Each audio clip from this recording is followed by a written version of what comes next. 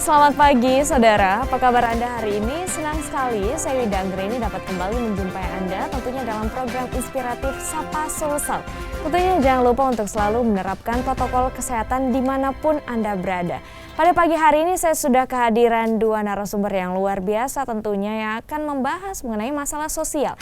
Salah satu masalah sosial yang masih terus terjadi di Kota Makassar adalah masalah anak jalanan, gelandangan dan juga pengemis. Apa sebenarnya yang menyebabkan mereka masih sering kita jumpai di ruas jalan di Kota Makassar dan apa langkah dan upaya yang sudah dilakukan oleh Dinas Sosial Kota Makassar? Hari ini sudah hadir bersama kami PLT Kepala Dinas Sosial Makassar Ibu Rosmayani Majid. Selamat pagi. Apa kabar? Alhamdulillah baik-baik. Salam sehat ya Bu ya? Sehat selalu. Baik, dan juga sudah hadir Bapak Syahrudin Said selaku anggota DPRD Kota Makassar Komisi D. Selamat pagi. Selamat pagi. Apa kabar? Alhamdulillah sehat. Baik, salam sehat ya Bapak Ibu ya. Nah, kalau misalkan kita berbicara mengenai masalah sosial, anjal, gepeng ini masih sering kita jumpai ya di sejumlah ruas jalan di Kota Makassar. Dari Dinas Sosial Kota Makassar sendiri bagaimana melihat hal ini? Silakan Ibu. Terima kasih ya. Pertama-tama tentu terima kasih sudah diundang ya ke acara ini. Dalam rangka kita membicarakan masalah anak jalanan dan gepeng. Kita tahu bahwa masalah anak jalanan dan gepeng memang merupakan salah satu masalah perkotaan saat ini ya. Di mana-mana kita lihat dengan apalagi dengan adanya pandemi COVID seperti ini semakin banyaklah anak-anak yang kita lihat di persimpangan-persimpangan jalan, kemudian gepeng seperti itu di di bawah jalan tol mereka, kemudian di lampu-lampu merah.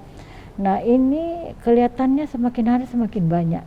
Mungkin salah satunya karena kondisi perekonomian yang ada sekarang seperti begitu sehingga mereka cenderung mencari makan dalam tanda kutip untuk meminta-minta di pinggir jalan. Seperti itu, dan ini memang menjadi permasalahan kota besar, salah satunya Kota Makassar.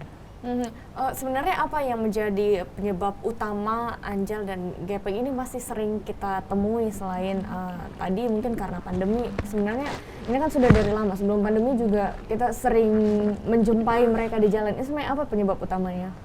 Kalau saya melihat, saya kan baru sebulan juga ya PLT di Dinas Sosial. Dari data-data yang saya baca, memang setiap bulan itu semakin bertambah. Walaupun udah ada upaya-upaya yang dilakukan pemerintah, misalnya kita menangkapin mereka, kemudian mereka kita bawa ke rumah singgah, dibina selama 2 hari, dan akhirnya dikembalikan ke keluarganya lagi.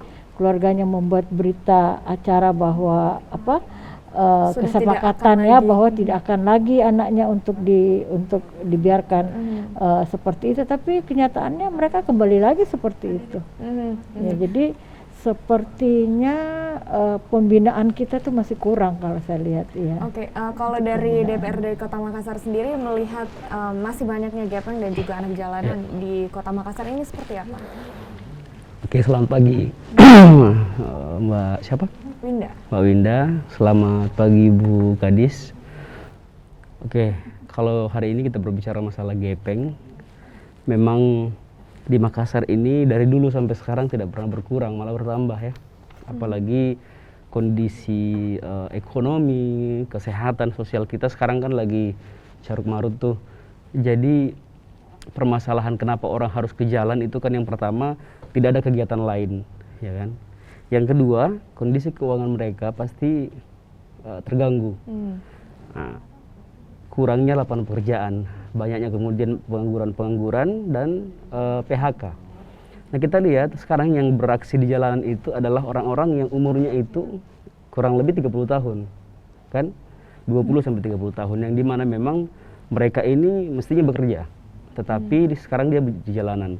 Nah mungkin kalau kenapa bertambah mungkin adanya pandemi dan pengurangan pekerja di masing-masing perusahaan. Tetapi memang Makassar ini dari dulu minta maaf ya Bu Kadis, kurang action lapangan mengenai anjal dan gepeng dan lain-lain. Kenapa saya katakan demikian? Karena tidak pernah ada fase di mana Makassar itu betul-betul bersih dari mereka. Betul. Iya. ini harus kemudian kita lakukan formulasi atau regulasi baru supaya anak jalanan ini betul-betul hilang. Bukan karena kita tidak suka mereka, bukan, tetapi mereka ini harus disiapkan mungkin seperti provinsi lakukan. Provinsi itu punya 2 tempat untuk kemudian melakukan pembinaan lanjutan ketika tertangkap dari tempat mereka di jalanan. Mungkin sekitar 2-3 bulan mereka di dalam, dan kemudian dilakukan pembinaan seperti diajar menjahit kalau perempuan, kalau laki-laki diberikan kreativitas yang lain. Jadi saya sih berharap Makassar juga punya tempat yang mungkin bisa memberikan mereka semacam kreativitas baru. Jika dia tertangkap, maka dia itu keluar dari rumah singgah itu punya kreativitas, akhirnya tidak kembali lagi ke jalanan.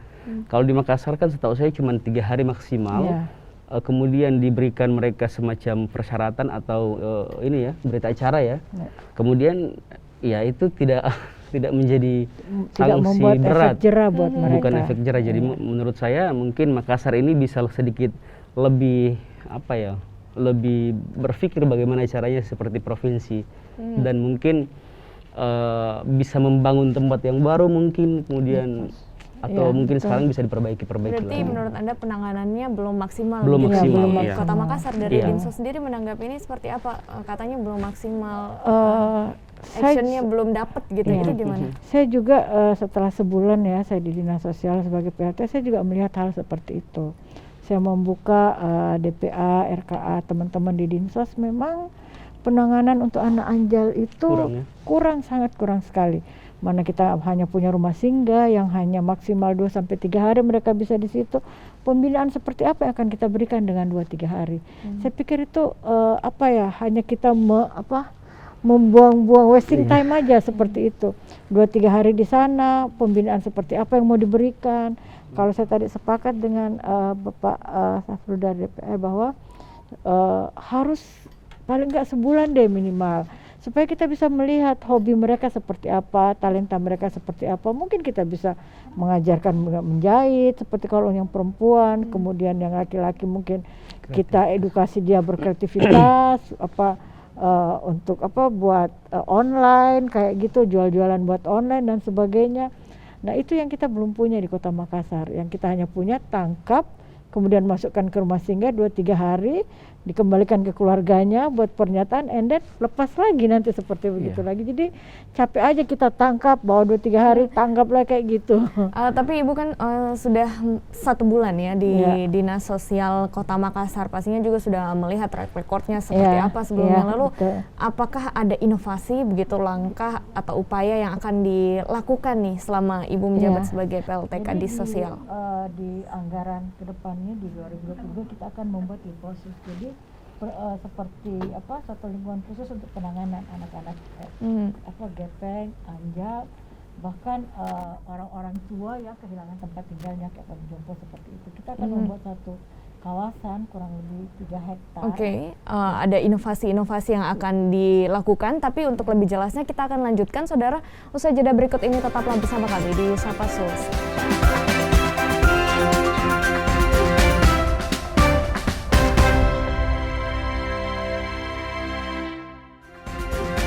Saudara, Anda masih bersama kami di Sapa Sulsel. Pembinaan sudah dilakukan oleh Dinas Sosial Kota Makassar, tapi jangka waktunya hanya 3 hari untuk membina anak jalanan ataupun juga gepeng yang ditangkap di ruas jalan di Kota Makassar. Ada inovasi yang akan dilakukan oleh PLT Kepala Dinas Sosial Kota Makassar, Ibu Rosmayani Majid. Tadi mengatakan bisa sampai 30 hari untuk dilakukan pembinaan. Ini kan tentunya juga membutuhkan biaya yang besar juga untuk memberikan mereka konsumsi, makan, dan segala macam untuk pembinaan itu. Apakah memang anggarannya sudah siap atau seperti apa? Jadi di anggaran tahun 2000 di perubahan ini nanti udah ada untuk desain, biaya desainnya, kemudian nanti di 2022 untuk fisiknya, pembangunan fisiknya. Jadi kita akan membuat yang namanya Liposus, lingkungan khusus untuk pembinaan sosial. Itu jadi mulai gepeng, kemudian pengemis yang ditangkepin, kemudian orang-orang tua yang kehilangan, banyak juga kan di kantor tuh orang meninggalkan orang tuanya seperti begitu, yang nggak diurus dan sebagainya, itu kita akan membuat satu kawasan seperti itu. Ya. Pembinaan yang akan diberikan nanti seperti apa, Bu? Nah tentu seperti kita melihat ya, yang pertama mereka dari lingkungan mana saja diklasterkan, yang perempuan, yang laki-laki, kemudian dilihat apa kemampuan mereka. Mungkin kita memanggilkan tenaga-tenaga ahli untuk mengajarkan mereka untuk skill-skill mereka, sehingga mereka keluar dari Liposus itu nanti mereka sudah bisa mandiri bekerja, tidak lagi mengemis di pinggir jalan. Berarti keterampilannya ini kembali diasah ya seperti itu. Tadi berbicara mengenai anggaran, itu artinya anggarannya bertambah. Dari DPRD sendiri melihat ini seperti apa? Kalau berbicara keinginan teman-teman dinas sosial, utamanya dalam mengembangkan kreativitas di dalam menangani Anjal, saya kira kami di DPR itu sangat setuju. Kenapa? Makassar ini kan ibu kota provinsi, di mana memang sudah harus punya yang namanya tempat pembinaan yang lebih luas. Bahkan Makassar ini jangan tanggung-tanggung kalau saya bilang. Kenapa? Kita punya wali kota ini keinginannya adalah menuju kota dunia, Makassar menuju kota dunia. Tidak mungkin menjadi kota dunia di mana Anjalnya di mana-mana, ya kan? Gepengnya di mana-mana. Jadi saya kira tidak ada salahnya kita di DPR selama tidak melanggar undang-undang dan selama efisiensi daripada keuangan kita itu balance dan seimbang, tidak ada masalah. Kita harus dukung kalau itu positif. Tetapi dalam pelaksanaannya jangan sampai tidak sesuai dengan niat awal, ya kan? Kita banyak melihat kondisi-kondisi yang lain di Makassar yang dimana memang niat awalnya bagus, tetapi pelaksanaannya amburadul, eksekusinya amburadul. Jadi saya berharap berapapun anggaran yang dibutuhkan oleh dinas sosial, saya sebagai sekretaris Komisi D bidang sosial diantaranya pasti akan memberi dukungan penuh. Apalagi ini berurusan dengan penanganan anak jalanan dan gepeng juga seterusnya. Jadi dari DPR sendiri mendukung ya? Ya, kalau saya mendukung ya. Lalu kemudian mungkin juga yang menjadi penyebab utama masih adanya Anjal dan gepeng ini, apakah karena dari masyarakat Kota Makassar sendiri yang sampai sekarang masih selalu memberi, atau bagaimana, Bu Maya? Kalau kita lihat sih memang juga kita juga ya banyak masyarakat yang tidak memberikan pelajaran kepada mereka. Mereka gedor-gedor, kita takut mobil kita dicoret, ya udah kita buka kaca, ngasih ke mereka. Padahal sebenarnya itu bukan pembelajaran yang baik buat mereka gitu. Cuma ya itu kembali lagi ya, identik banget kan antara kemiskinan dengan anak jalanan seperti itu. Apalagi di kondisi seperti sekarang. Jadi memang saya juga menghimbau masyarakat supaya kita memberikan pelajaran bukan seperti itu gitu. Tapi ya seperti itulah yang kita lihat, apalagi sekarang bukan hanya anak-anak yang usia produktif, orang tua juga sudah ada di situ. Bahkan yang saya lihat orang tuanya duduk di sebelah mana mengawasi, anak-anaknya disuruh di lampu merah seperti itu, disuruh ngemis seperti itu. Bahkan bukan itu lagi, sekarang banyak juga yang sepertinya tidak maksimal, pakai bulu ayam untuk bersihin mobil dan sebagainya. Nah kita juga pengendara kan takut kalau mobil kita dicoret atau apa, kan bisa aja. Dan bahkan ada juga yang nakal seperti itu, kalau nggak dikasih mobil kita kena baret seperti itu. Nah ya. Itu juga kemudian kalau kita berhenti di lampu merah semakin banyak ya profesi-profesi, tidak hanya ada pengemis tapi jual tisu lah, ibu jual tisu, kemudian. Tapi kalau kita lihat ini yang menjadi pengemis biasanya pada saat lampu merah adalah anak-anak usia produktif, bahkan yang masih bayi juga terkadang ada. Itu bagaimana dari Dinsos melihat ini?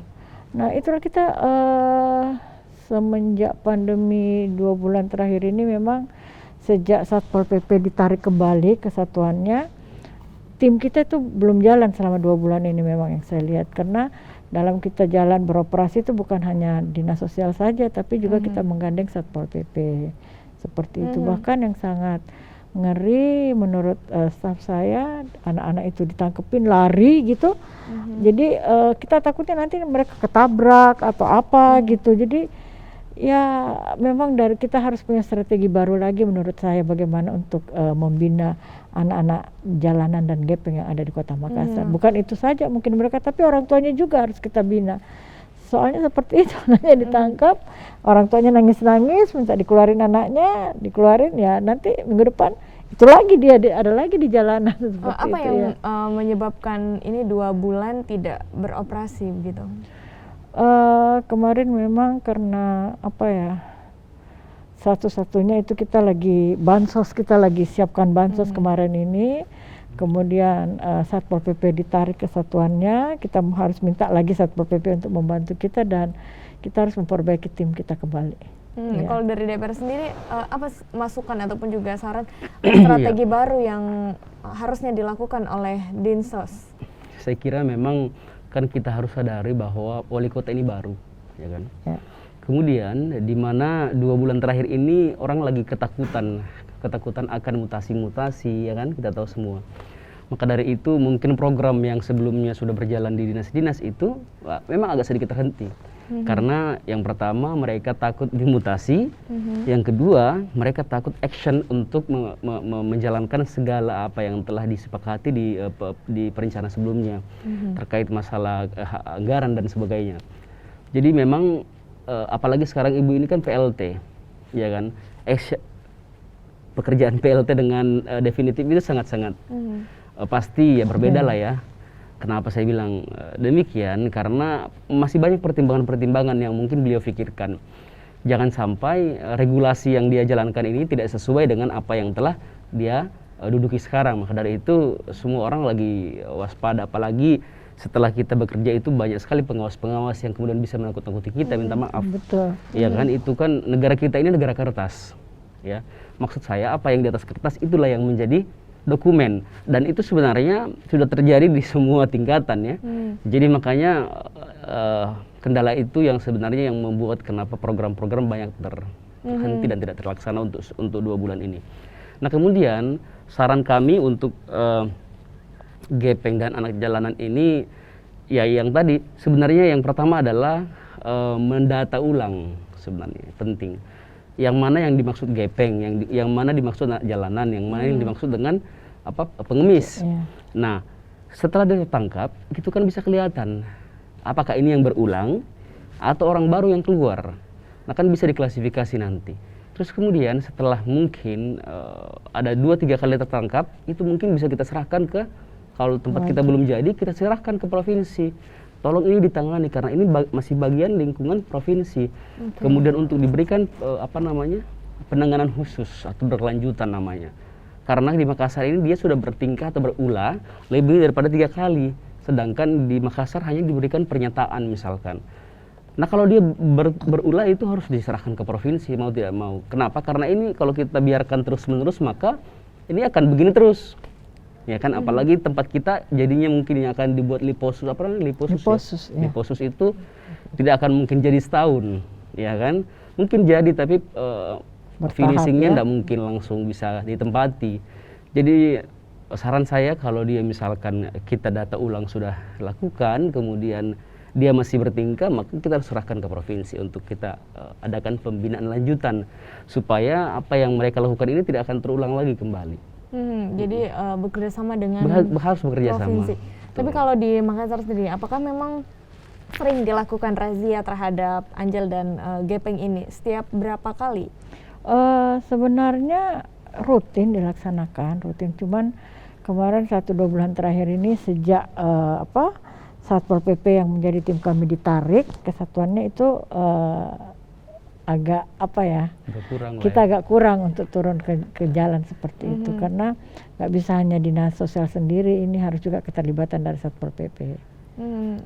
Rutinnya ini setiap pekan apa setiap hari apa gimana? Setiap pekan kita turun, setiap pekan, iya. Sebenarnya sering dilakukan razia seperti itu ya untuk Anjal dan gepeng. Lalu saudara, kita akan lanjutkan lagi usai jeda berikut ini. Tetaplah bersama kami di Sapa Sosial.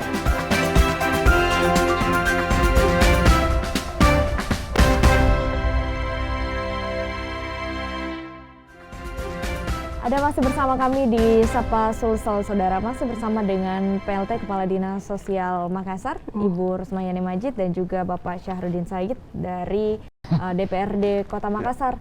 Komisi D, kalau kita lihat sekarang, apakah jumlah anjal dan gepeng ini di Kota Makassar bertambah atau tidak, Bu? Kalau saya lihat sih semakin bertambah dari data yang ada, semakin bertambah. Nah itu tadi juga mungkin penyebabnya salah satunya karena sekarang kan anak-anak nggak sekolah ya. Mereka kan nggak sekolah, jadi mereka lebih cenderung turun ke jalan. Bahkan yang saya lihat nanti akan menjadi masalah karena mereka udah keenakan minta uang di jalan. Akhirnya nanti mungkin mereka jadi malas sekolah gitu.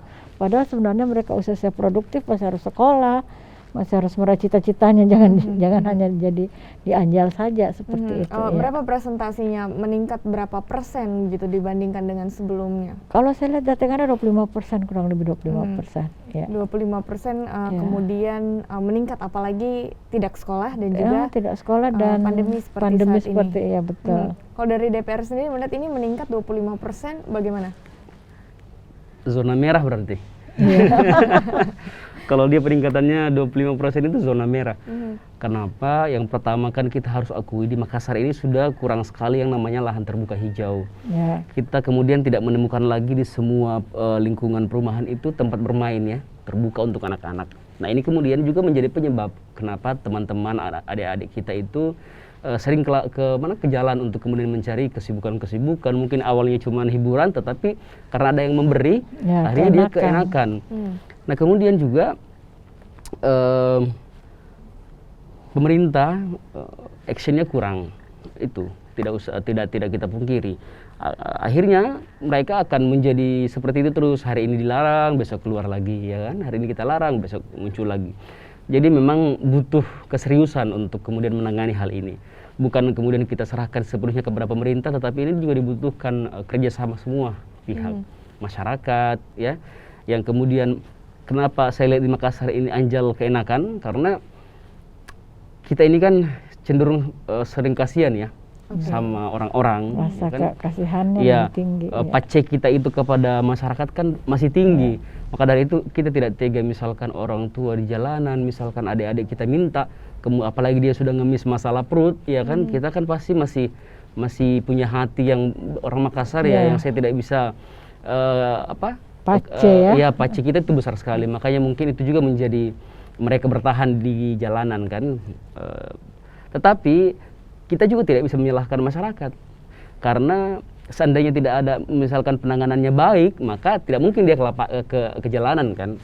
Nah maka dari itu saran saya untuk dinas sosial ke depan, siapapun yang mungkin akan jadi definitif, tolong ini ditangani khusus ya. Jangan kemudian hanya melihat daripada mengerjakan PKH, jangan hanya mengerjakan bantuan-bantuan, tetapi ini anak jalanan harus menjadi fokus. Salah satu kita harus fokus di situ. Kenapa? Karena kita ini punya visi membangun Makassar menjadi kota dunia yang nyaman untuk semua. Gimana caranya mau nyaman kalau anjal di mana-mana? Gimana caranya mau menjadi? Karena pemerintahnya kurang tegas.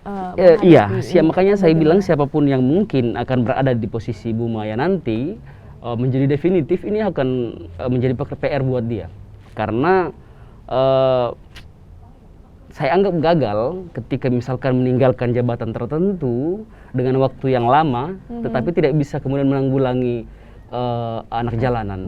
Minta maaf, berarti sebelumnya gagal. Ya gagal menurut saya, karena kan sudah berapa tahun beliau di sana, tetapi penanganannya tidak kemudian kita lihat. Ya kan, kalau Bu Maya ini kan saya tidak bisa bilang dia berhasil atau sukses karena dia hanya PLT, petugas pelaksana tugas ya.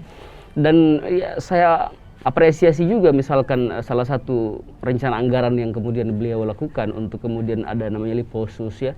Kami selaku mitra di DPR, kita pasti ingin melihat gimana caranya Dinsos ini akan menjadi baik. Apapun itu pasti kita akan dukung, insya Allah.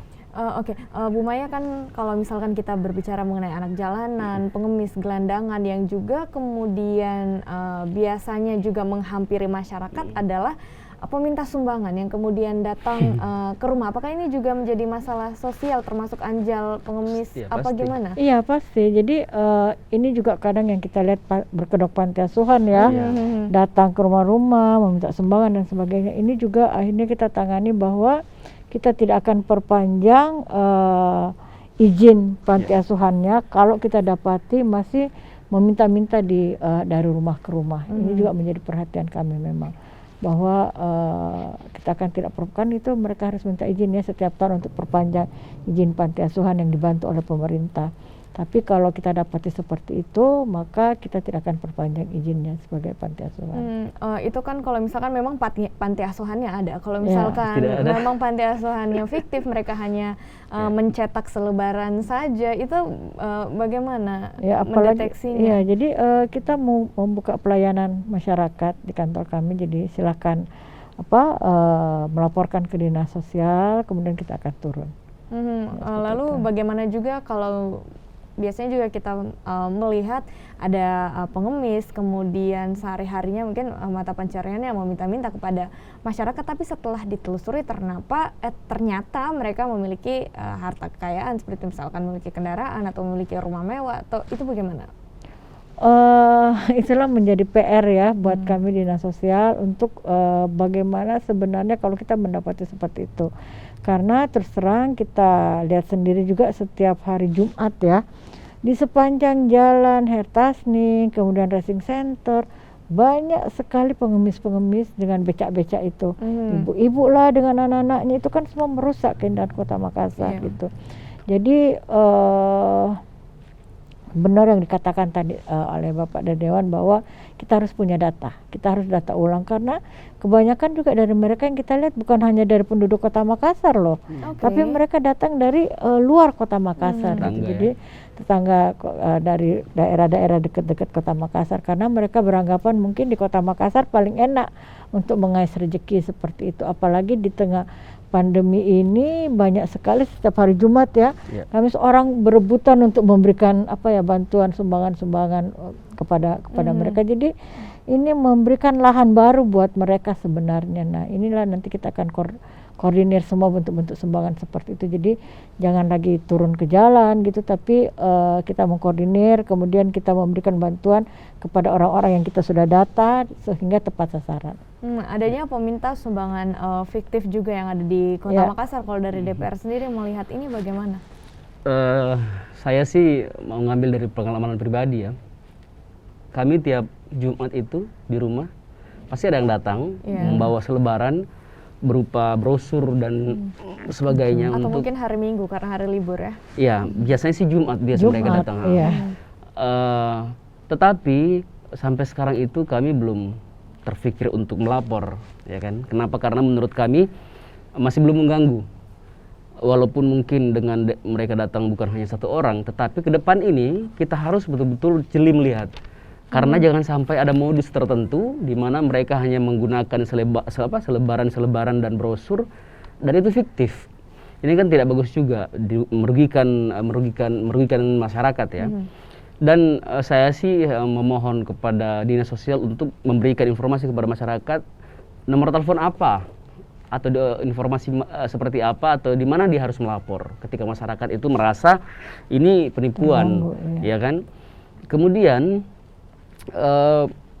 saya kira memang modus seperti ini banyak sekali ya. Bukan hanya di Makassar tetapi di seluruh kabupaten kota yang ada di Indonesia. Nah, saya ingin jika terjadi misalkan seperti ini bukan lagi aksi anjal atau anak jalan, tetapi ini penipuan, maka dia harus berhubungan dengan kepolisian. Kita sebagai dinas harus berkoordinasi dengan kepolisian untuk menanggapi hal tersebut, karena dia modusnya ini bukan kelompok tetapi pribadi. Maka ini harus kita serahkan ke kepolisian agar tidak terjadi lagi kesalahan atau seperti itu di kemudian hari. Dan maka dari itu saya mungkin Bu Kadis punya informasi mengenai nomor telepon ya, atau seperti apa, mungkin bisa kita berikan kepada masyarakat ketika ada yang seperti ini ya, masyarakat bisa telepon dari rumah, di mana dia harus melapor, karena ya malas lah misalkan masyarakat kalau misalkan dia harus datang ke kantor dinas sosial kan, hanya untuk melapor itu. Jadi nomor telepon ya, layanan center yang lah ya, bisa diakses dan juga dihubungi oleh masyarakat. Berapa nomor teleponnya? Sebentar kita lihat ya. Okay. Saudara, usai jeda berikut ini tetaplah bersama kami di Sapa Solusi.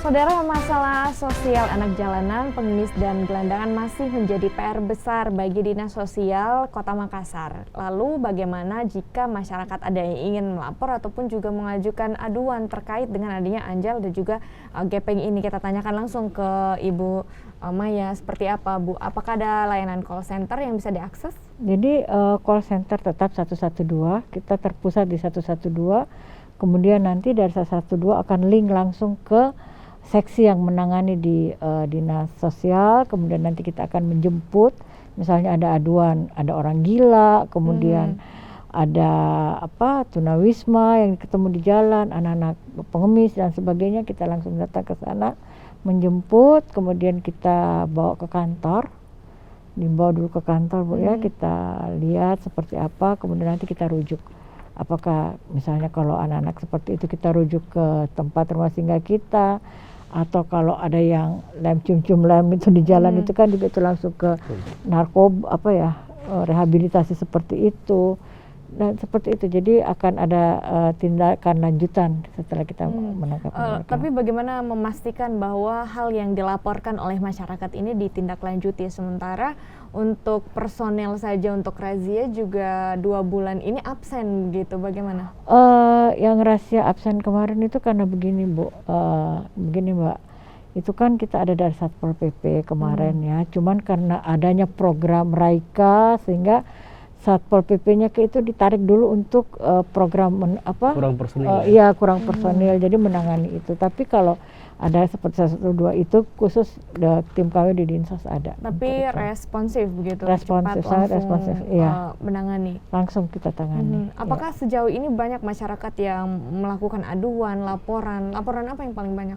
Yang paling banyak sekarang kalau kita lihat orang stres ya. Ya, ODJG itu paling banyak sekarang, hampir seminggu 3-4 orang yang kita rujuk masuk ke rumah sakit jiwa seperti itu.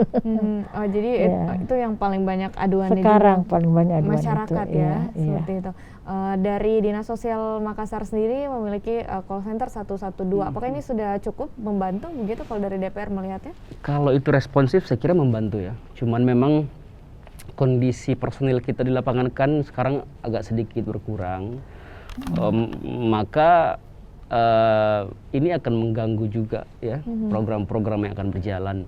Maka dari itu saya sih berharap nanti Dinas Sosial bukan hanya berharap kepada Satpol, tetapi Dinas Sosial ini harus punya satgas sendiri yang tidak kemudian bergantung kepada SKPD yang lain. Mungkin ya apa salahnya misalkan contoh ya Bu ya, pajak pendapatan mereka punya yang namanya laskar pajak. Jadi mereka itu yang kemudian menunggu di semua resto dan hotel ya, kemudian yang akan membayar pajak. Dan alhamdulillah peningkatannya itu 200%. Nah kemudian apa salahnya Dinas Sosial yang memang hubungannya kepada masyarakat ini langsung, dia harus punya satgas juga. Namanya mungkin satgas gepeng misalkan, atau satgas anjal misalkan ya kan. Kenapa kalau misalkan terjadi hal-hal yang kemudian berganti atau di setiap tahunnya seperti ini, penarikan pasukan dari mana? Satpol, maka dia tidak tergantung. Tetap punya satgas. Ya, punya satgas sendiri. Dan saya kira ini juga tidak kemudian menjadi hal-hal yang sia-sia. Ya. Atau mungkin kalau misalkan ada yang berpikir buang-buang anggaran, tidak menurut saya, karena ini kan betul-betul dibutuhkan oleh Dinas Sosial. Dan tidak ada salahnya kalau misalkan Bukadis hari ini buat selama tidak melanggar undang-undang, kemudian dipertanyakan sebelumnya ke mungkin yang bagian hukum untuk membuat itu, tidak ada masalah saya kira. Karena memang sekarang kondisi sekarang ini kita harus kreatif ya di dalam menangani masalah-masalah, apalagi Bu Maya ini bukan cuma satu dinas yang dia tangani ya. Sekarang asisten beliau banyak sekali mitra yang kemudian dia harus koordinasi. Tetapi apa salahnya mungkin beliau punya kreativitas baru di Dinas Sosial yang mungkin bisa membantu, sangat membantu, malah ya silahkan, tidak ada masalah. Yang penting itu tidak melanggar aturan. Kalau saya seperti itu. Ada masukan untuk membuat satgas khusus untuk Dinas Sosial agar tidak terjadi kekurangan personil lagi. Bagaimana dari Bu Maya melihat ini? Mungkin inovasi ini bisa dilaksanakan? Iya, saya sepakat dengan Adinda Syaf Saharudin bahwa supaya kita nggak harus tergantung ya seperti itu. Jadi memang kelihatannya kita harus membuat satgas anjal, satgas gepeng yang setiap hari bisa bekerja mohon seperti maaf itu. ini saya potong. Jadi daripada kita harus bayar kontrak, orang kontrak yang kerjanya hanya main game, lebih bagus di kantor, kontrak itu mending yang kontrak kita itu yang kita bikin, jadikan satgas. Supaya mereka betul-betul bekerja di lapangan, tidak hanya di kantor. Mungkin seperti itu, kurang lebih ya. Ada satgas yang kemudian dibentuk ya begitu. Jadi razia tetap jalan gitu setiap pekannya. Lalu kemudian jika misalkan ada anjal ataupun juga pengemis yang diamankan begitu, sebenarnya sanksi apa yang mereka dapatkan? Apakah sanksinya kurang atau seperti apa sehingga mereka ini tidak ada efek jera begitu? Kalau saya melihat di penegakan sanksi ya, makanya kita perwali mungkin kita akan buat kembali, kita revisi perwali tentang anak jalanan kita gitu, sehingga sanksinya ini memang harus betul-betul mempunyai efek jera. Kalau yang kita lihat selama ini kan kelihatannya sebentar juga saya ditangkap kembali lagi kok seperti itu. Nah, saya setuju juga tadi sampaikan Pak Sahrudin bahwa kalau sampai 3 kali dia masih seperti itu, serahkan ke yang berwajib. Seperti itu kali ya. Sejauh ini sanksinya seperti apa? Hanya diamankan saja 3 hari begitu terus dilepas lagi? Orang tuanya datang nangis-nangis, minta anaknya dikembaliin ya lepas lagi gitu. Padahal sebenarnya banyak yang kita bisa jadikan sanksi, misalnya kartu KIS untuk orang tuanya itu kita tidak berikan, kemudian mungkin bantuan seperti BLT, PKH, BPNT itu kita tidak berikan lagi kepada kita tarik semua bantuan-bantuan yang kita pernah berikan seperti itu. Jadi sehingga ada efek jera dari orang tua, karena kalau ditanya anaknya kadang mereka bilang, saya kalau nggak pergi ke jalanan saya dipukulin di rumah atau dimarahin, nenek saya yang suruh atau kayak gitu. Jadi sebenarnya sanksinya itu bukan hanya kepada anaknya saja, tapi juga kepada orang tua yang membiarkan anaknya seperti itu gitu. Atau apakah ini masih terjadi seperti ini karena memang ada oknum yang memanfaatkan situasi ini, yang memang mendistribusikan para pengemis ini di jalanan, menyuruh mereka untuk bekerja dan mereka meraih keuntungan, atau seperti apa sebenarnya? Kalau kita telusuri kayaknya ada juga ya seperti itu. Kadang kita lihat pagi sebelum saya di Dinsos ya, pagi-pagi kita lihat diturunin tuh dari mobil mereka gitu, apalagi kalau ke hari Jumat. Nanti siangnya dijemput lagi kayak begitu. Nah, itu tadi yang saya katakan bahwa kelihatannya mereka bukan saja dari Kota Makassar, tapi di luar wilayah-wilayah Kota Makassar juga datangnya dari sana. Kalau dari DPR sendiri melihat ada oknum yang seperti ini, apakah memang masyarakat kurang edukasi atau seperti apa? Tadi itu ya, penegakan sanksi sebenarnya yang penting sekali. Jadi bukan hanya Bu Maya yang lihat, saya juga sering lihat mereka diturunkan pagi-pagi kendaraan pick up gitu ya. Kemudian dijemput itu malam hari. Jadi kalau kita mau lihat itu di Topaz ya. Topaz Boulevard itu memang ada yang seperti ini cukongnya ya, kayak bosnya lah ya. Dia diturunkan sekitar 12 orang kalau nggak salah itu, terus kemudian nanti sore-sore atau malam hari dijemput lagi. Berarti kan ada kayak semacam yang mempekerjakan ya. Jadi menurut saya ini harus disanksi pidana. Ini kan penjualan anak ini. Ya kan, ini kan perdagangan yang saya maksud bukan berarti dijual, tetapi digunakan mereka untuk mempekerjakan anak yang kemudian tidak wajar. Dan ini harus dipidana. Jangan kemudian kita menutup mata mengenai hal ini, karena ini betul-betul kejam menurut saya. Yang pertama, kasihan dia harus masih sekolah tapi disuruh paksa untuk kemudian mencari duit ke lapangan dan meminta-minta. Kemudian juga ketika orang tuanya misalkan kedapatan, misalkan dinas sosial menangkap ini, orang tuanya harus disanksi.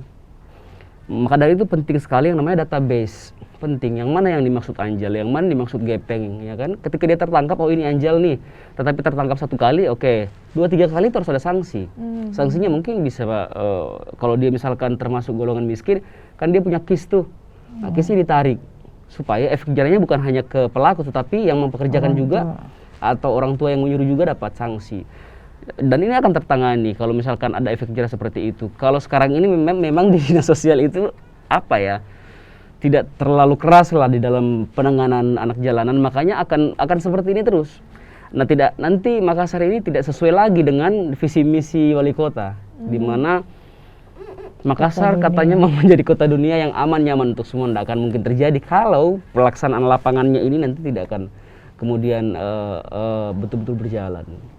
Apakah dari dinas sosial sendiri ketika misalkan ada yang diamankan, gitu, ada yang ditangkap, apakah ditelusuri begitu backgroundnya, latar belakang keluarganya seperti apa, atau bagaimana? Ya jadi ditelusuri keluarganya seperti apa.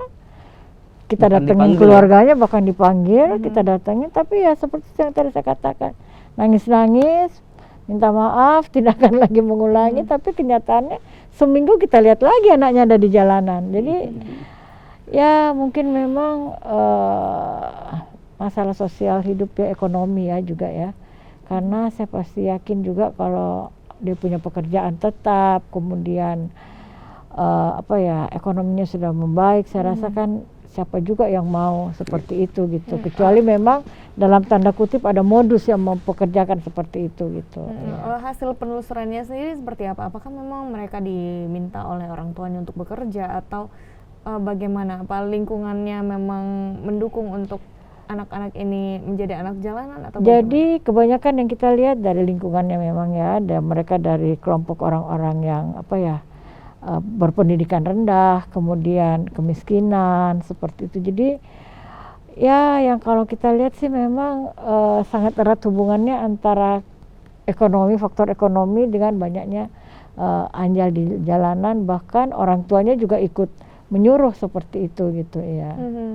Mungkin karena tadi banyak PHK, kemudian lapangan kerja yang nggak ada, buruh bangunan mungkin yang tadinya dia bisa jadi buruh bangunan, kemudian sekarang pembangunan udah nggak ada, akhirnya anaknya lah disuruh buat ke jalan seperti itu gitu ya.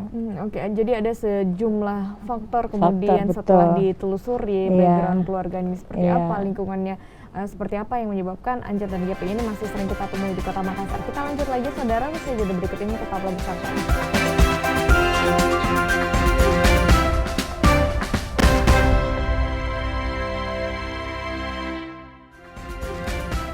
Ada tiba di segmen akhir Sapa Sulsel, saudara. Kita lanjutkan lagi perbincangan mengenai penanggulangan anjal dan gepeng di Kota Makassar ini. Tadi dikatakan ada juga ternyata oknum-oknum yang sengaja memang memperkerjakan anak-anak ataupun juga orang-orang menjadi pengemis begitu di jalan. Apakah sejauh ini jika sudah pernah ada oknum yang ditangkap dan sanksinya seperti apa kalau dari dinas sosial sendiri?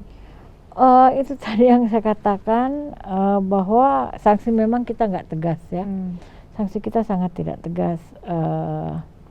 Harusnya seperti yang tadi saya katakan, kan kadang mereka itu punya kartu KIS ya, orang tua punya kartu KIS, kemudian mereka pernah mendapat bantuan BLT atau PKH. Nah, ini yang harusnya kita data kembali bahwa kalau kita dapat seperti itu sanksinya, oke, kita tarik kamu punya kartu KIS atau dan lainnya.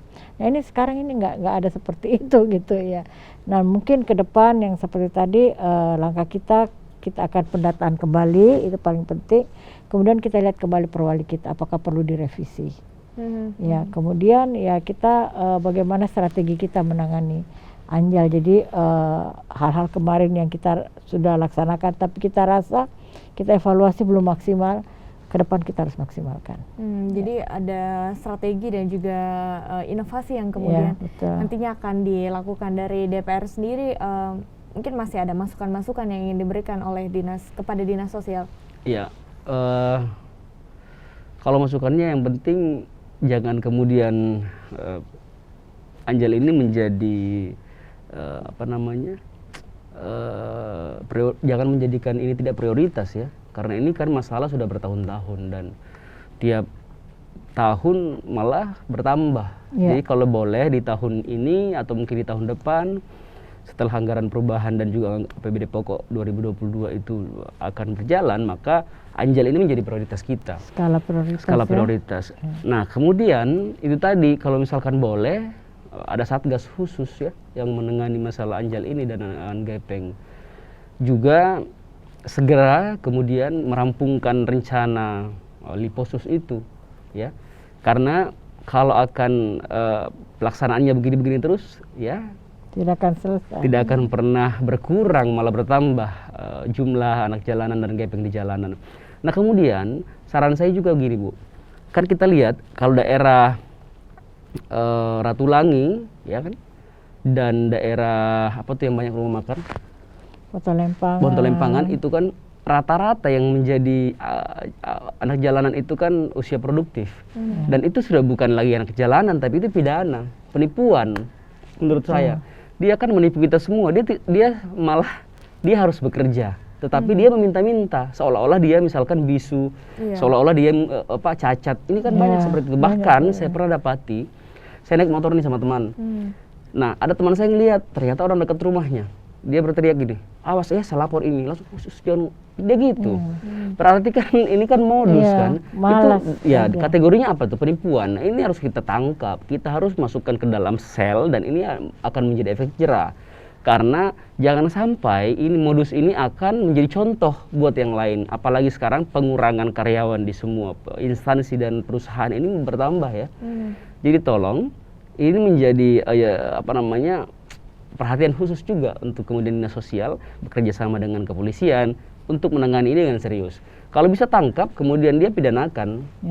Ya, jangan kemudian hanya dimasukkan ke rumah singgah dan dilepaskan kembali, tidak boleh. Jadi betul-betul diproses, dan mendapatkan kalau kita sesuai apa yang dilakukan. Iya, kalau niat kita ingin segera sama-sama melihat Makassar menuju kota dunia, ya kan, kita harus proses. Dan kemudian prosesnya itu ya, apakah kalau dia teridentifikasi sebagai anjal, ya kita masukkan ke rumah singgah. Kalau dia tidak teridentifikasi sebagai anjal, maka kita harus masukkan dia ke dalam penjara.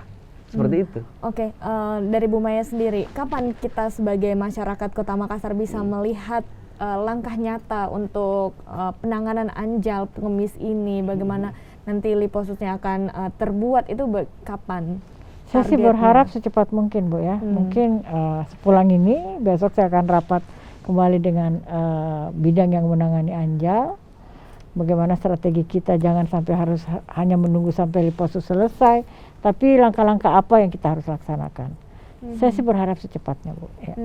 Secepatnya ya, untuk menanggulangi anjal dan gepeng ini. Ya. Untuk harapannya sendiri ke depannya seperti apa Bu Maya? Harapan saya sih kepada masyarakat Kota Makassar, mari kita sama-sama memberikan edukasi ya. Kalau bisa jangan kita memberikan uang di jalan gitu, karena dengan kita memberikan seperti itu, memang kita karena masyarakat Makassar itu pacenya kita suka kasihan, tapi dengan tidak sengaja kita mengedukasi mereka bahwa dengan gampangnya hanya begini di pinggir jalan kita akan memberikan. Seperti itu. Jadi tolong bantu pemerintah, kita bersama-sama untuk bagaimana anjal dan gepeng di Kota Makassar ini bisa hilang. Kalau dari DPR sendiri harapannya bagaimana? Tadi sudah ya belum ya. Harapan saya sih sama, bagaimana caranya Makassar ini betul-betul bersih dari anak jalanan. Bukan berarti kami tidak ingin melihat mereka di jalanan, bukan. Ini semata-mata ingin melihat mereka di tempat di mana mereka sesuai. Ya. Kami ingin melihat mereka itu mandiri tanpa harus kemudian bergantung kepada orang lain. Dia harus mandiri karena tanpa misalkan meminta-minta di jalanan, dia juga harus bangkit, dia juga harus hidup. Nah, jangan kemudian dia merasa orang yang tidak mampu tetapi tidak bisa bekerja seperti yang lain. Saya rasa di setiap diri manusia punya kelebihan masing-masing. Maka dari itu saya berharap kepada seluruh masyarakat Kota Makassar membantu pemerintah dalam menangani anjal tanpa harus memberi di jalanan ya. Kemudian juga kalau ada kemudian yang merasa masyarakat miskin ini, jangan kemudian berkecil hati. Saya yakin kalian itu juga orang hebat ya. Bukan berarti kami sepelehkan, tidak. Mari keluarkan potensi-potensi kalian, apalagi yang masih muda ya. Kemudian kalau apalagi pemerintah sekarang itu sekolah tidak harus bayar. Ya, kemudian lanjutkan sekolah, mudah-mudahan juga bisa menjadi seperti yang lain. Terakhir Bu Maya, imbauannya seperti apa kepada masyarakat? Tadi himbauan saya, mari kita jangan memberikan edukasi dengan dengan gampangnya kita memberikan uang di pinggir jalan seperti itu. Tapi kalau saya sih lebih kepada kalau kita memang mampu, ajak mereka berkomunikasi lewat dinas sosial, kita ambil menjadi ibu angkat barangkali ya, yang kita biaya sekolahnya mereka seperti itu, sehingga kita juga bisa membantu pemerintah bukan hanya saja lewat dana dari pemerintah, tapi dana-dana CSR dari masyarakat juga bisa membantu mereka. Baik, terima kasih Ibu Rosmayani Majid, PLT Kepala Dinas Sosial Makassar, dan juga Bapak Syahrudin Said selaku anggota DPRD Kota Makassar Komisi D. Terima kasih sudah hadir di studio Sapa Sulsel pada pagi hari ini. Saudara, tentunya kita bersama-sama berharap bahwa pemerintah Kota Makassar, khususnya juga Dinas Sosial Makassar, dapat segera menyelesaikan PR yang besar ini untuk menanggulangi anak jalanan, pengemis, dan juga gelandangan yang masih sering kita jumpai di ruas jalan di Kota Makassar. Terima kasih atas kebersamaan Anda. Saya Wida Agreni pamit undur diri, dan jangan lupa untuk selalu menerapkan protokol kesehatan dimanapun Anda berada meskipun Anda telah divaksinasi. Sampai jumpa.